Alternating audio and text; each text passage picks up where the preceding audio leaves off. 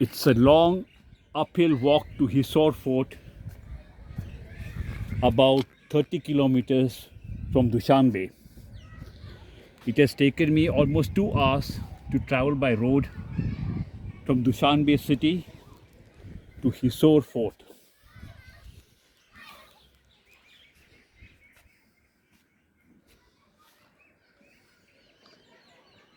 It's a rebuilt fort.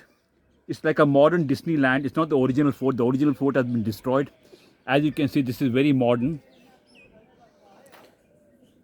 It's just a tourist attraction now. The original fort has been destroyed long time ago. All these walls that you see are all modern. The fort reconstructed as it was originally. But it's not the original fort. Hisor Fort in Dushanbe.